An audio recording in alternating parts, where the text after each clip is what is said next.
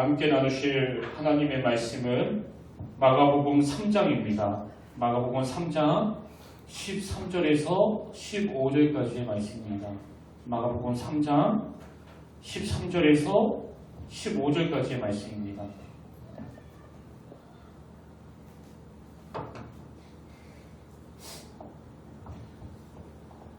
우리 짧은 세 구절인데요. 마가복음 3장 13절에서 15절 말씀 우리 한 목소리로 봉독하기 원합니다. 우리 함께 읽겠습니다. 시작! 또 산에 오르사 자기가 원하는 자들을 부르시니 나아온지라. 이에 12를 세우셨으니 이는 자기와 함께 있게 하시고 또 보내사 전도도 하며 귀신을 내쫓는 권능도 가지게 하려 하심이로라.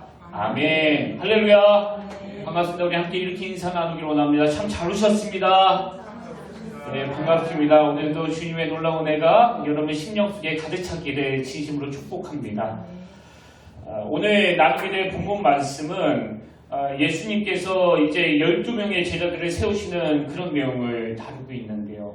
다 아시겠지만 사실 예수님에게 있어서 이 12명의 제자들이 가진 의미는 어마어마한 거 아니겠습니까? 예수님께서 승천하신 이후에 그 주님이 하셨던 사역들이 바로 이들에게 계승이 되니까 이 12명의 제자들의 존재는 굉장히 큰 의미를 가집니다.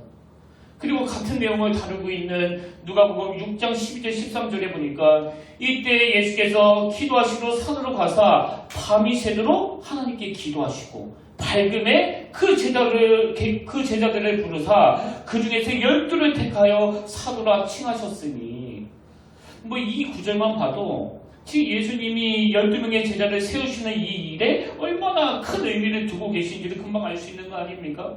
밤이 새도록 기도하시고 거기에 온 마음을 집중하시면서 이 12명의 제자들을 주님이 부르고 계신다는 거예요. 그렇기 때문에 저나 여러분 모든 분들이 궁금한 게 바로 이거 아니겠습니까? 아니 이렇게 12명의 제자가 가진 그 의미가 중요하다면 주님께서는 어떤 기준으로 이 12명의 제자를 세우신 건가? 그 기준이라는 게 있지 않겠습니까? 모든 교회들도 그 함께 일할 교육자들을 청빙한다고 할 때 그 나름대로의 기준이 다 있거든요. 그래서 참 궁금하지만 성경에 그 기준에 대한 정확한 설명이 없기 때문에 우리는 알 수가 없습니다. 그래서 때로는 그게 너무 궁금할 때도 있는데요. 근데 저는 오늘 본문 말씀을 가만히 묵상하다가 그 한 가지 힌트를 발견한 거예요. 어떤 사람이 제자의 자격이 있는 건가? 그 한 가지 힌트가 바로 오늘 본문 마가복음 3장 13절 14절에 나옵니다. 또 산에 오르사 자기가 원하는 자들을 부르시니 나온지라. 이에 12를 세우셨으니 여기에 보면 그 원인과 결과 관계가 나오지 않습니까? 원인이 뭐예요? 부르시니, 결과는 나온지라. 제가 발견한 한 가지 힌트가 뭐냐? 제자됨의 가장 강력한 특징 중에 하나는 주님이 부르실 때 그것에 대해 반응한다는 겁니다. 이게 제자의 아주 강력한 특징이에요. 이번에 제가 급하게 그 서울 갈 일이 있어가지고 주일날 저녁에 가게 됐는데요. 이제 차를 그 건물 지하 주차장에다가 세워놓고 나서 나중에 차를 옮기려고 내려갔더니 워낙 그 주차장도 크긴 크지만 주차되어 있는 차가 너무 많아가지고요. 제 차를 찾는데 거의 1시간 가까이 소모한 거예요. 도저히 못 찾겠더라고요. 근데 요즘에 나온 차들은 너무나 좋은 게 다 그 스마트 키가 있어가지고 어디 세운지 기억이 안 나도 키를 꾹꾹 눌러보면은 그 수많은 차들 중에서도 금방 찾을 수 있잖아요. 반응하는 그 차가 자기 차예요.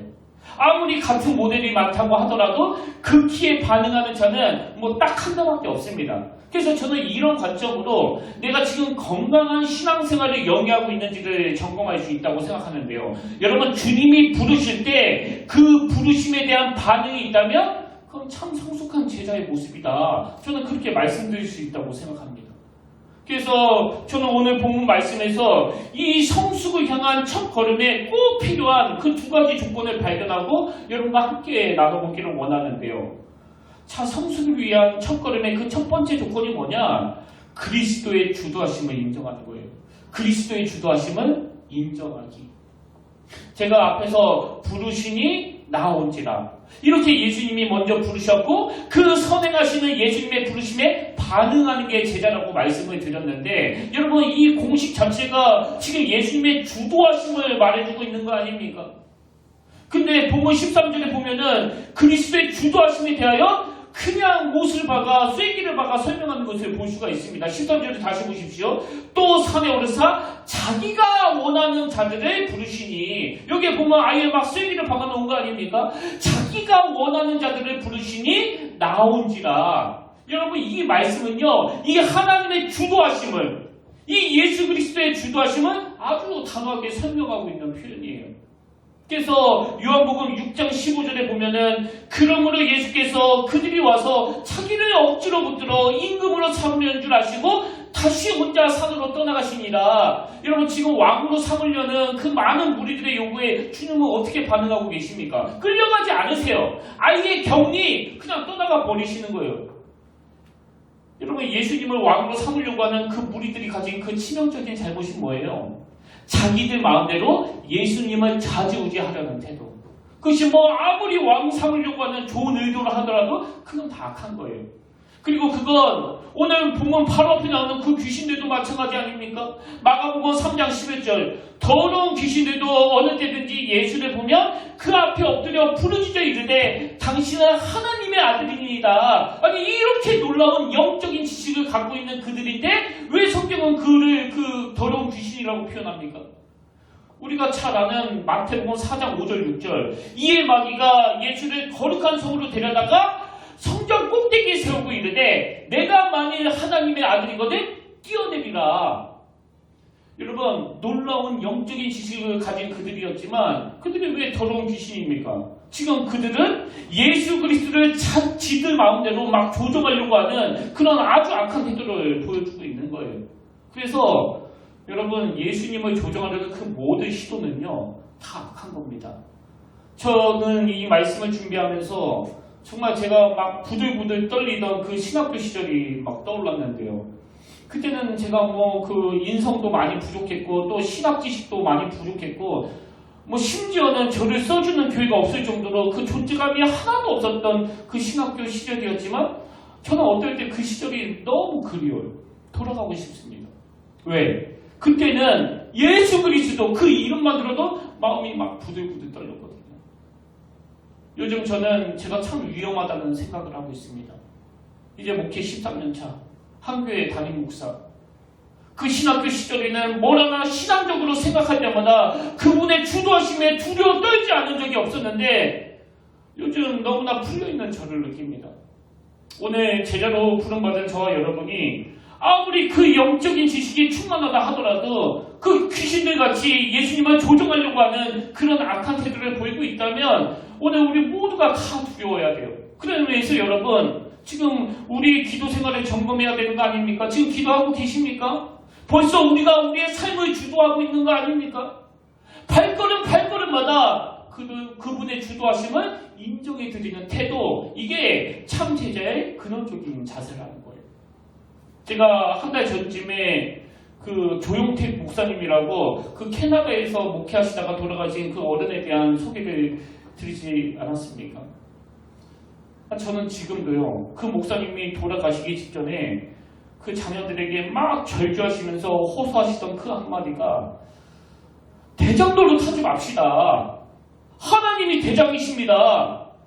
마지막 하나님 앞에 부름을 받는 그 순간에 그 자녀들을 향하여 그렇게 절규하시며 외치던 그 모습이 제 귀에 아직도 쟁쟁합니다. 그날 제 설교를 들었던 어느 선배 목사님이 저에게 연락을 하셨는데요. 이 목사님은 고등학교 시절에 그 미션 스쿨에 다니셨대요. 그러다 보니까 1년에 한두 번씩 그 목사님들을 초청해서 뭐 신년 붕괴 이런 걸 했었는데요. 이 목사님이 고등학교 3학년 때 바로 이 조용태 목사님이 수련회 강사로 오셨다는 겁니다. 근데 제 설교를 듣고 왜 연락을 했느냐? 그분이 그렇게 오래전 고등학교 3학년 때 겪었던 일인데도 너무나 각인된 한마디. 그때 조용태 목사님이 막 너무너무 강조하셨던 말씀이 하나님이 너희들의 대장이 되어야 한다. 이걸 뭐 얼마나 강조하셨던지 아직도 그 목사님 뇌리 속에 각인이 되어 있다는 거예요. 저는 진짜 감동이 되더라고요. 아니 목사님이 그냥 돌아가시기 전에 막 불쑥 생각이 나서 뭐 하나님이 대장 되셔야 된다 이 이야기를 한 게 아니라 이 목사님의 오랜 마음의 중심이 바로 그거였구나. 사실 그 목사님의 자녀들도 똑같은 이야기를 하더라고요. 그 목사님이 항상 자녀들한테 나는 평생토록 하나님의 주권을 인정하고 살았다. 나는 평생토록 하나님의 주권을 믿었고 하나님의 주권에 온 힘을 다해 순종했다. 여러분 이런 자세가 왜 중요한지 아십니까? 이 목사님이 돌아가시면서 남기신 그 두 마디 말이 막 오래 저에게 울림이 되는 것 같습니다. 첫 번째 마디가 주님 저는 행복합니다. 여러분 너무 부럽지 않으세요? 그 다음 두 번째 마디가 이제 더 할 것이 없지. 미련이 없다는 거예요. 이제 눈 감을 수 있다는 겁니다. 이제 내 사명이 다 끝났기 때문에 나는 주님의 부르심에 흔쾌하게 순종하며 가실 수 있다는 거 아닙니까? 이게 얼마나 부러운지 모르겠습니다. 오늘 저와 여러분 모두가 다 지금부터 기도하셔야 돼요. 하나님, 우리의 마지막이 이 목사님처럼 되기 위해서 뭘 해야 된다고요? 주님의 주도하심을 인정해 드리는 거예요. 주님의 주도하심을. 우리는 주님을 앞서는 자가 아니라 그 주님이 이끄신 대로 따라가면 이런 아름다운 삶의 여정이 펼쳐지게 된다는 걸 여러분들이 다 기억하시면 좋겠습니다. 그리고 제가 이 목사님 마지막 모습도 막 너무너무 뒤따르고 싶고 또 부럽지만요. 정말 배우고 싶은 건 그 자녀 교육이에요. 자녀 교육. 제가 지난번에도 이 목사님의 따님은 미국의 플러신학교 교수님인데 우리가 잘 아는 나를 지으신 이가 하나님 이 찬양을 만든 분이라고 소개해드렸는데요. 이분의 아드님은 지금은 한동대 교수님으로 계시고 여러분 이 찬양 아시죠? 하나님은 너를 만드신 분 너를 가장 많이 알고 계시며 이 찬양을 부르신 분이에요. 그런데 저는 이 찬양의 흐름이요. 그의 생각 셀 수 없고 그의 자비 무궁하며 그의 성실 날마다 새롭고 그의 사랑 끝이 없단다.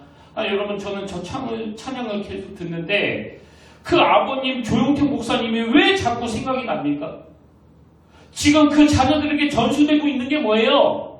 이 하나님의 주도하심. 하나님이 네 인생의 대장이 되셔야 한다. 네가 네 인생의 대장이 아니다. 이것들이 그 자녀들에게 잘 전수가 되어 있고 또 너무나 잘 스며들어 있다는 게 여러분 느껴지는 거 아닙니까? 여러분 우리 지금부터 기도하셔야 돼요. 아직 안 늦었습니다. 지금부터라도 그 해박한 지식을 가지고 예수님을 조종하려고 했던 더러운 귀신의 행보가 아니라 아무것도 알 수 없는 참 무지한 인생이지만 한 걸음 앞서 걸어가시는 그 주님의 주도하심을 우리가 인정해드리고 순종해드리며 그분이 부르실 때 거기에 반응하는 그런 인생이 그런 성숙한 제자가 여러분 다 되시기를 바랍니다. 이게 주님의 주도하심을 인정해드리는 모습인데요. 근데 여러분 저는 여기서 한 가지요. 저는 오늘 본문에서 이렇게 주도해 나가시는 주님을 보면서 예수 그리스도의 그 두 가지 특징을 세상 발견합니다. 그 첫 번째가 뭐냐? 주님은 주도해 나가시는 분인데 그냥 막 계획 없이 일하시는 분이 아니라는 거예요. 주님은 정확한 우선순위를 가지고 일하시는 분이시구나. 그걸 제가 오늘 본문에서 발견합니다. 이게 무슨 말씀인가 하면 지난주에 살펴보았던 그 마가복음 3장 7절이요. 예수께서 제자들과 함께 바다로 물러가시니 갈릴리에서 큰 무리가 따르며 예수님이 왜 바다로 물러가셨나 하니까 바로 그 앞에 6절입니다. 바리새인들이 나가서 곧 헤롯 왕과 함께 어떻게 하여 예수를 죽이까 의논하니라. 지금 예수님을 막 죽이려고 바리새인들과 그 헤롯 왕이 막 작당을 하고 있는데 예수님은 바다로 물러나 복음을 전하고 제자들을 세우는 일들을 행하고 계신다는 거예요.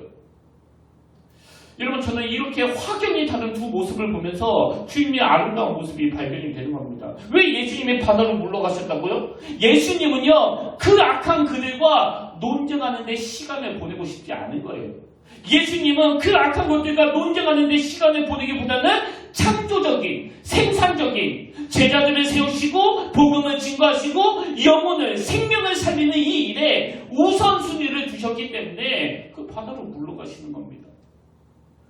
목회를 하다가 보면은요, 이 목회가 자칫 잘못하면 그 소모적인 일에 빠지기가 쉽습니다.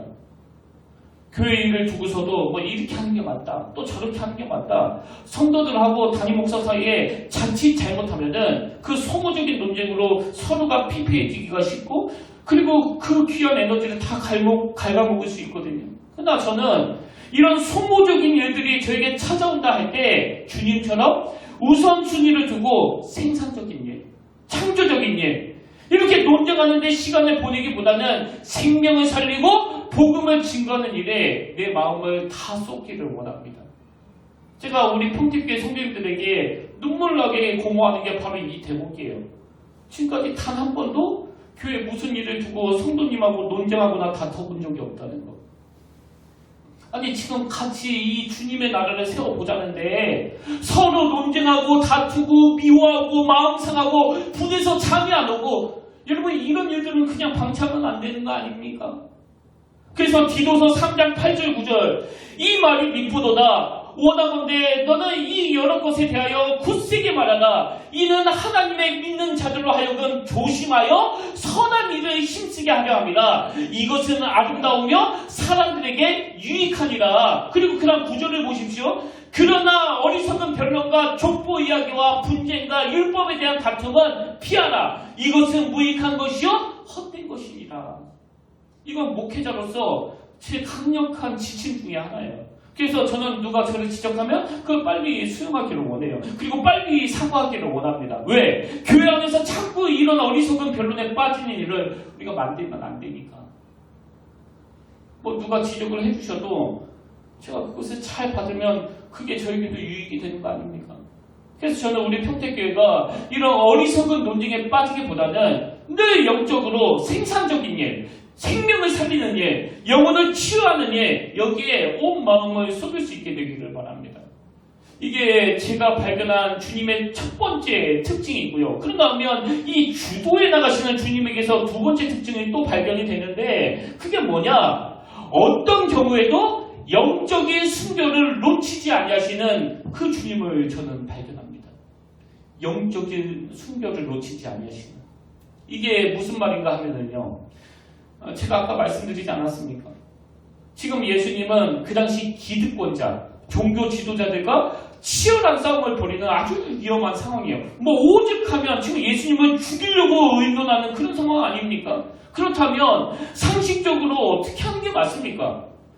당연히 세를 모아야죠, 세를. 자기 편을 많이 만들어가지고 그들과 싸워야 되는 거 아닙니까? 우리 잘 보시잖아요. 정치는요, 세력 싸움이에요. 지금 대선을 한 달 조금 넘은 상황에서 각 당마다 세력을 모으려고 얼마나 안간힘을 씁니까? 그래서 그 정치인들을 보면 그 사람 눈치만 엄청 보는 거 아닙니까? 뭐 지금은 그 여론조사 뭐 일주일에 한 번, 뭐 3일에 한 번씩 하는데요. 뭐 이렇게까지 할 필요가 있을까 싶은데 그래야 되나 봐요. 그래서 그냥 그 민심이, 그 여론이 막 어디를 향하고 있는지를 촉각을 세우고 거기에 맞추어가지고 공약도 내놓고 인재도 영입하고.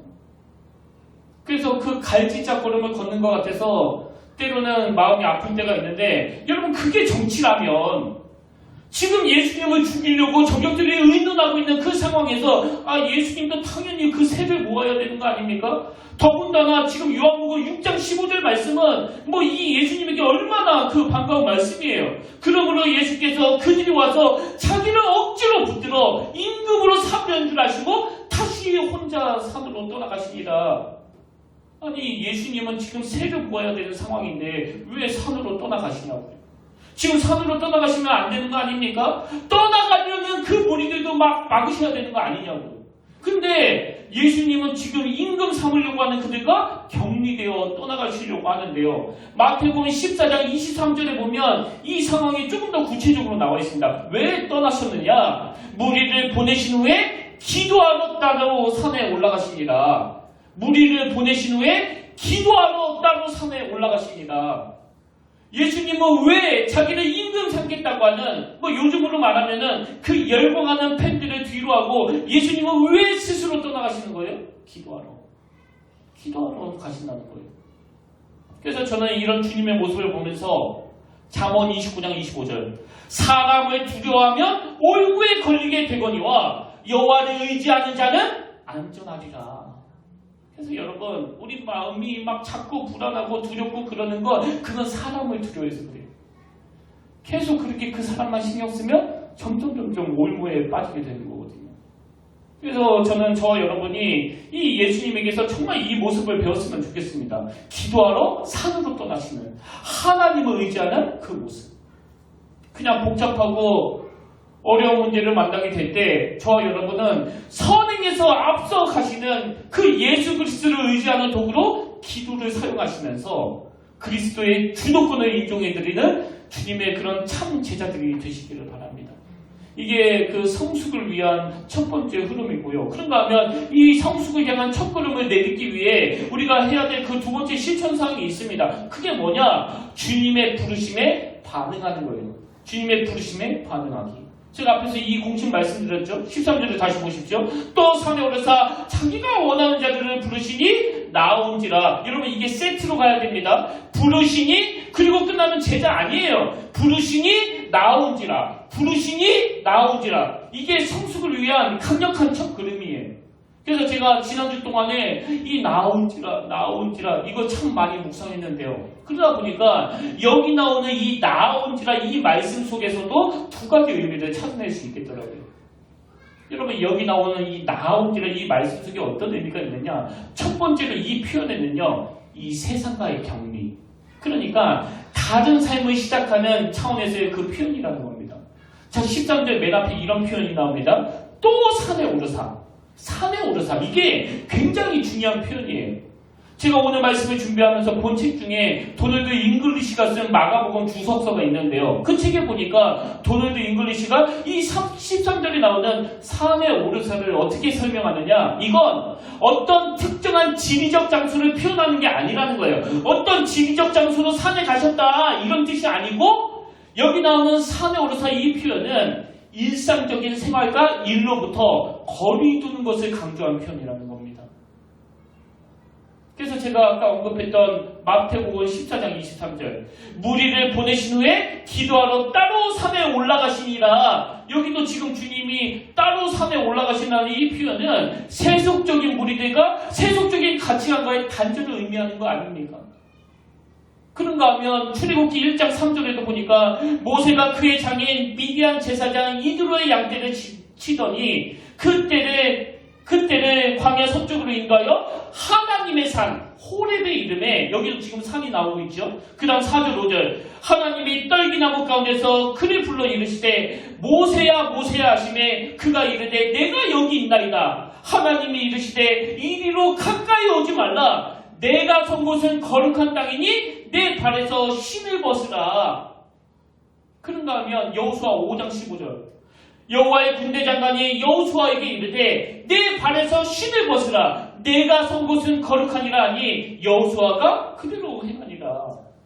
그래서 여러분, 우리는요, 이 악한 세상과의 격리 차원에서 그 하나님의 거룩을 경험하셔야 돼요. 그런 차원에서 산에 올라가야 됩니다. 모세가 놀라운 여호와 하나님의 말씀을 받기 위해서 그 계명의 말씀을 백성들에게 전해주기 위해서 올라갔던 그 산, 그런 차원에서 우리가 올라가야 될 그 거룩한 산은 세상과의 격리예요. 세상과의 격리. 존 스토튼 목사님이 제자도라는 책을 썼는데요. 그 책 내용 중에 참 제 마음에 오래 머무는 표현들이 좀 있었습니다. 자, 이 부분을 한번 들어보세요. 급진적 제자의 첫 번째 특징을 나는 불순응이라 부르고자 한다. 이 표현이 정말 우리 안에 각인되기를 원합니다. 급진적, 그러니까 아주 성숙한 제자의 첫 번째 특징을 나는 불순응이라 부르고자 한다. 그 이유를 설명해 보겠다. 교회는 주변 세상에 대해 이중적인 책임을 가진다. 잘 들어보세요. 그래서 한편으로 우리는 세상 속에 살고 세상을 섬기고 세상에서 주님의 역할을 감당해야 한다. 하지만 다른 한편 우리는 세상에 오염되지 말아야 한다. 여러분, 성숙한 제자의 첫 번째 특징을 왜 세상에 대한 불순응이라 말하는지 아시겠죠? 이 세상은요, 우리에게 주신 사명을 감당하는 곳이지 그냥 거기에 동요돼가지고 그냥 거기에 뒤섞여가지고 살아가는 것이 아니라는 말씀을 하고 있는 겁니다. 그런 의미에서 우리 자신을 돌아보셔야 돼요. 세상은 누리고 즐기는 것이 아니에요. 혹시 여러분 중에 지금 더 쾌락적이지 못해서 더 누리지 못해서 아쉬운 분 계세요? 세월이 이렇게 빨리 흘러가는데 이것도 못 누리고 내가 뭐하고 있느냐고. 그건 세상을 잘못 보신 거예요. 여러분, 성숙한 제자의 첫 번째 특징은 이 세상에 대하여 불순응하는 태도예요. 그럼에도 불구하고 오늘날 세상과의 차별화가 전혀 이루어지지 않는, 여러분, 끊임없이 일어나는 그 대형사고에 무슨 목사가 들어가 있고 무슨 집사가 들어가 있고 크리스천이 들어가 있는 그 치명적인 문제가 어디서 나오는 겁니까? 그 세상과의 차별에 실패했기 때문 아닙니까? 그런가 하면 두 번째로 여러분, 이 13절에 나오는 나온지라 이 표현 속에는요, 인생을 건 모험, 인생을 건 도전정신, 인생을 건 결단, 이것들이 내포되어 있는 표현이 이 나온지라예요. 여러분 다 아시지만 그 제자들이 주님의 부르심에 나올 때 어떻게 나왔습니까? 모든 것을 버려두고 나온지라. 그냥 한번 호기심으로 뭐 얻어먹을 게 있나? 그렇게 하고 따라갔다면 그건 무리들이에요. 제자가 아닙니다. 그래서 여러분, 이 13절에 나오는 제자들이 나온지라 이 표현 속에는 인생을 건다는 모험정신이 내포되어 있는 겁니다. 한번 예수 그리스도에게 내 모든 걸 걸어보겠다. 그래서 저는 폴 투르니에가 쓴 모험으로 사는 인생, 이 책에 나오는 문장 몇 개를 항상 내 마음 중심에 각인해 놓고 싶은데요. 각인하고 싶은 그 첫 번째 문장이 이겁니다. 인생은 하나님이 지휘하시는 모험이다. 인생은 하나님이 지휘하시는 모험이다. 그 다음에 또 각인하고 싶은 문장이 이겁니다. 모험은 인간 특유의 본능이다. 모험은 인간 특유의 본능이다. 성격에 따라가지고 외향적이고 스킬이 좀 큰 사람은 모험정신이 있고, 그냥 소심하고 마음이 좁은 사람은 모험정신이 없다고 생각하는 건 그건 잘못된 생각이라는 거예요. 모든 인간에게는 그 모험이 인간 특유의 본능이라는 겁니다. 그러면 어떻게 이렇게 말할 수 있는 근거가 뭐냐? 또 이런 주장이 그 책에 나옵니다. 하나님 자체가 가장 위험한 모험가이시다.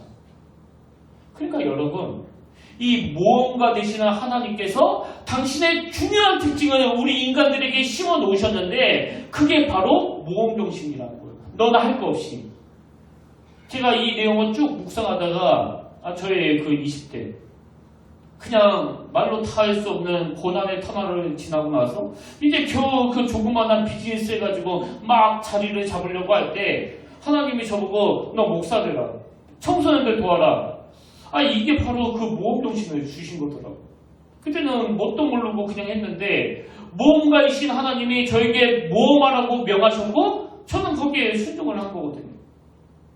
그렇게 하고 이제 제가 사역을 시작한 지가 벌써 13년째니까요. 내 인생의 거의 3분의 1을 목회자로 살아가는데 지난 13년간의 목회자로서의 내 인생은 한마디로 말하면 모험 그 자체예요. 그리고 그 모험의 가장 정점이 바로 이 평택교회. 그 책에 또 이런 내용이 나옵니다. 모험으로 사는 인생은 두려움 없는 삶이 아니라 오히려 각종 두려움을 인지하는 가운데 영유하는 삶이다. 모험으로 사는 인생은 두려움이 있음에도 불구하고 앞으로 나아가는 삶이다. 저는 이 대목을 읽으면서 정말 마음으로 이건 정말 진리다. 이건 내가 다 겪었던 거다. 여러분, 지난 3년 동안 제가 평택교회 담임 목사로 있으면서 제가 가진 감정은요, 정말 두려움이었습니다. 진짜 두려웠어요. 여러분, 제가 왜 저녁이든 새벽이든 밖에 나가 걸어다니면서 그 하나님과 독대하지 않으면 안 되는지 아십니까? 너무 두려워서 그래요. 너무 두려워서. 만약에 제가 그렇게 하지 않았으면 저는 벌써 그 신경쇠약에 걸렸거나 불면증으로 지금 몸이 많이 피폐해져 있을 거예요. 근데 할렐루야. 너무나 감사한 게 뭔지 아십니까? 저 지금 정신 너무너무 건강해요.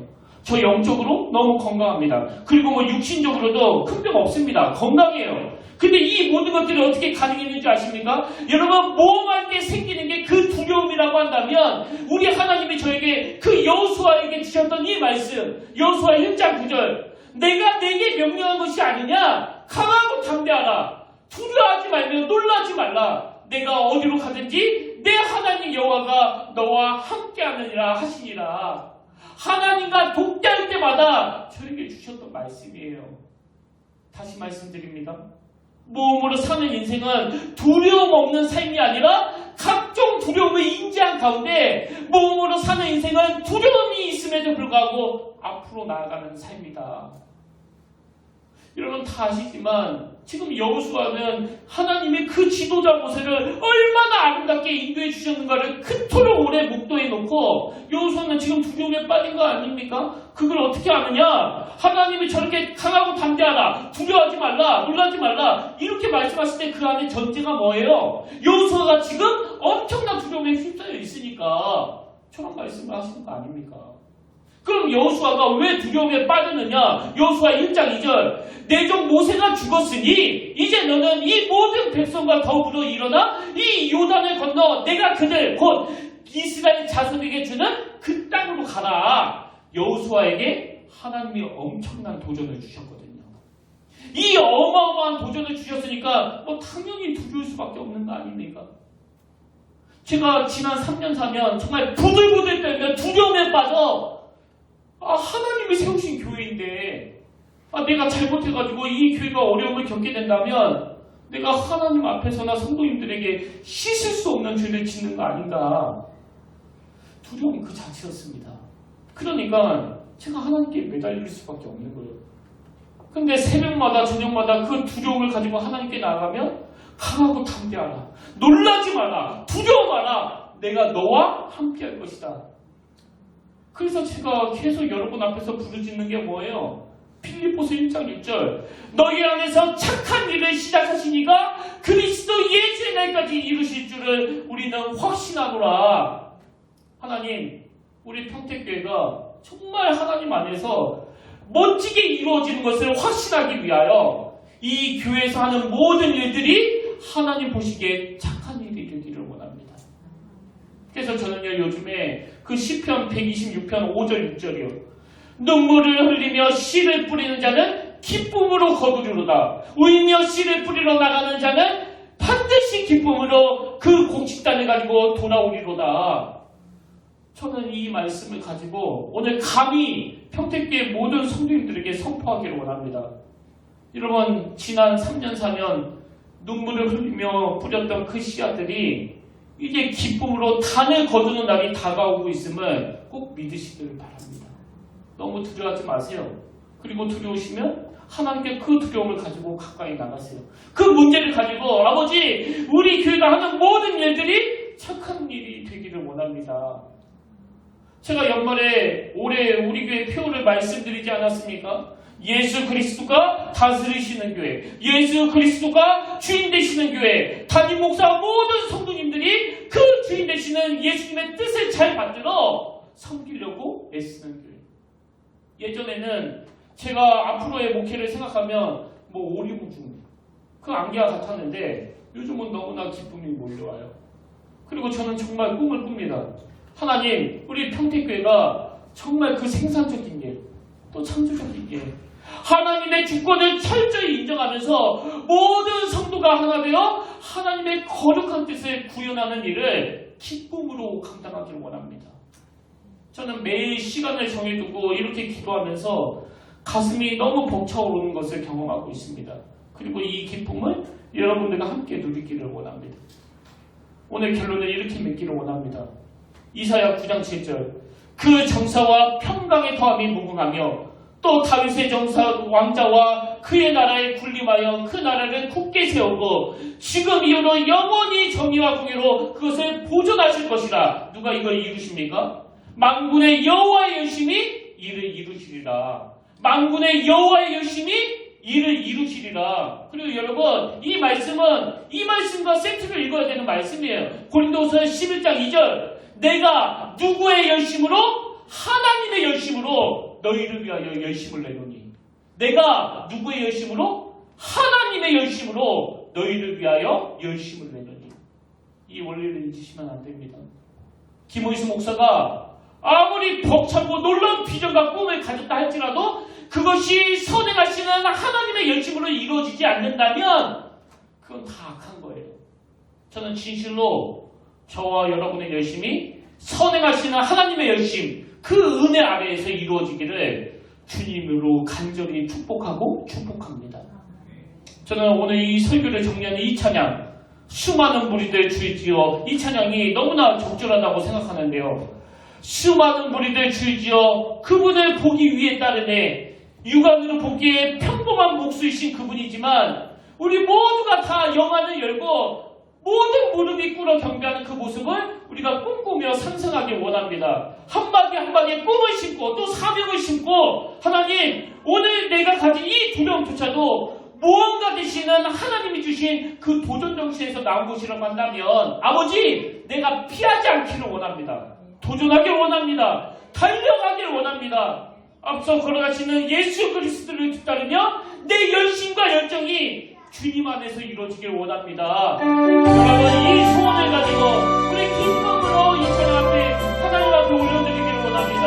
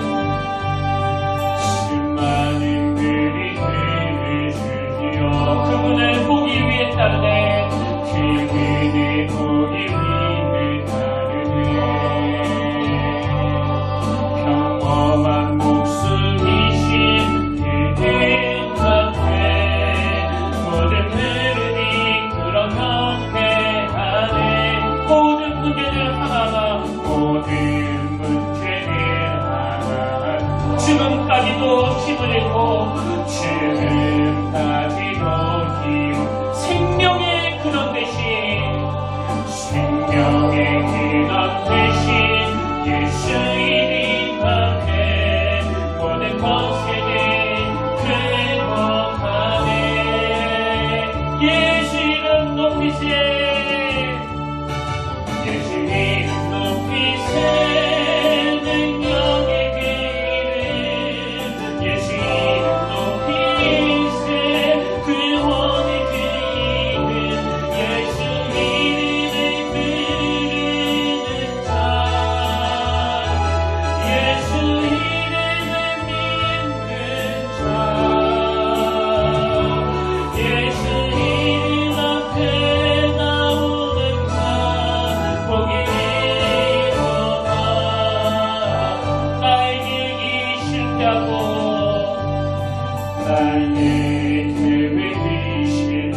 나의 소망이 끊어질 때, 나의 소망이 끊어질 때, 그러면 어떻게 해야 됩니까? 삶의 주관자 대신, 삶의 주관자 대신 그대 앞에 나의 의를 들어 경배하네.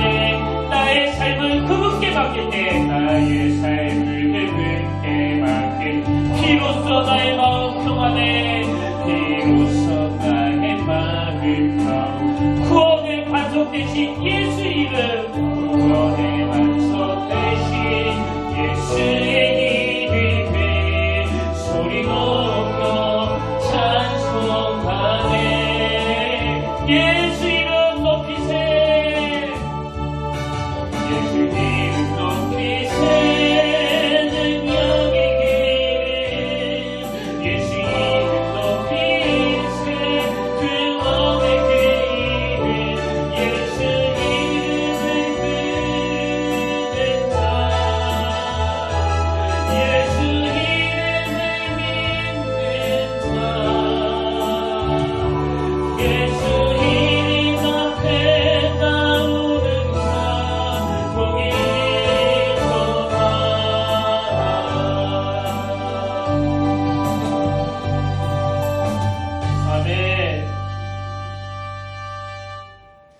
모험으로 사는 인생은 두려움이 없는 삶이 아니라 오히려 각종 두려움을 인지하는 가운데 영위하는 삶이다. 모험으로 사는 인생은 두려움이 있음에도 불구하고 앞으로 나아가는 삶이다. 하나님, 우리 인생이 정말 모험으로 사는 인생이 되기를 원합니다. 그것 때문에 때로는 마음의 두려움이 몰려온다 할지라도 아버지, 그것 때문에 뒤로 후퇴하는 것이 아니라 새벽마다 저녁마다 아침마다 안심하라 하니 두려워하지 말라. 내가 너와 함께 할 것이다. 그 약속의 말씀을 기억하면서 그 주님의 부르심에 즉각적으로 순종하는 성숙한 제자가 되기를 원합니다.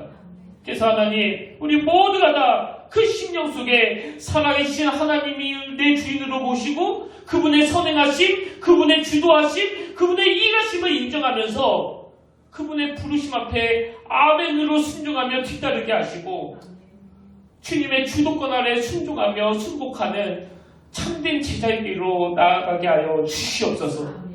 그러나면 하나님 아버지, 올해에도 우리 앞에 놓인 여러 어려운 문제들이 있지만 아버지, 우리가 이걸 두려움으로 받지 않기를 원합니다.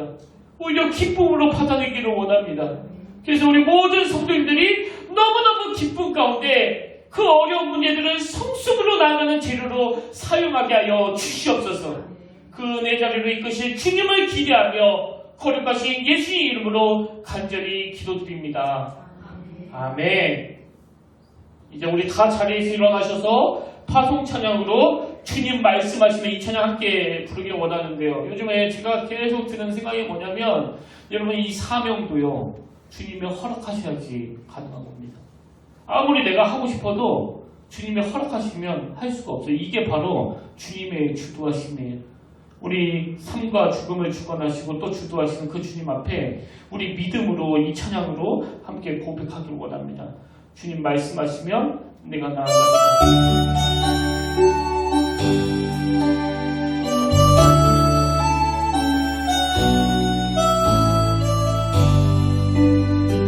주님 말씀하시면, 주님 말씀하시면 내가 나아가리라. 주님 대신하리라. 내가 멈춰서리라. 나의 가고 서는 것 주님 뜻에 있으니 오 주님 나에게 계소서. 주님 말씀하시면, 주님 말씀하시면 내가 가리라. 주님 계시하니면 내가 멈춰서리라. 나의 가고 서는 것 주님 뜻에 있으니 오 주님 나에게 계소서. 뜻하신 그곳에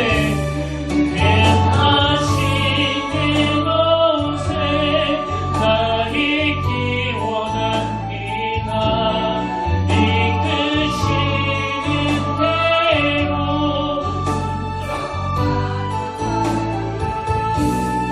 연약한 내 영혼 통하여 일하소서. 주님 나라와 그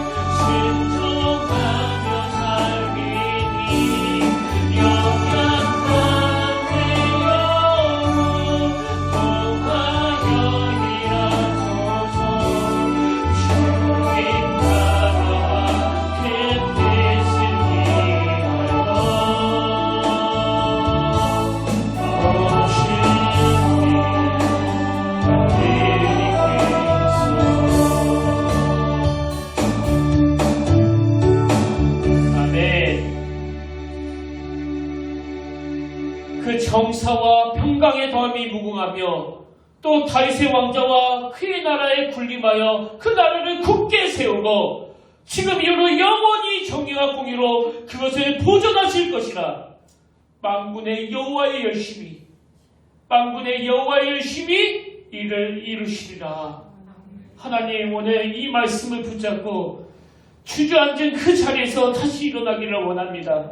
주님께서 선행해서 부르시면 내가 나아가겠습니다. 순종하겠습니다. 다시 한번 무언가 되시는 그 하나님을 바라보며 힘을 내 다시 모험하며 달려가기를 원하는데, 아버지, 우리의 그 모든 시도들이 여호와 하나님 앞에 착한 일이 되도록 아버지 함께하여 주시고 도와주시옵소서. 이 착한 일을 통하여 이루어가실 그 하나님을 기대하며 바라보며 그렇게 선행하시는 주님을 뒤따라 달려나가는 아름다운 믿음의 자녀들, 아름다운 주님의 제자들이 되도록 인도하여 주시옵소서.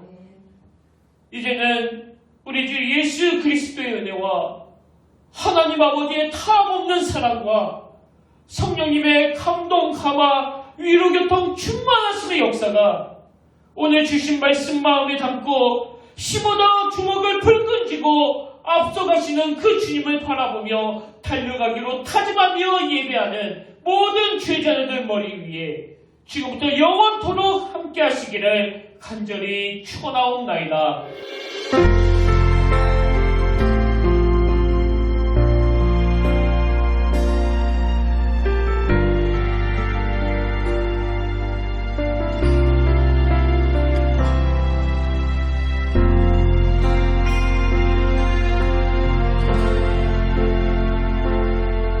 지금 서 있는 이곳에서 높임을 받으소서. 내가 받는 땅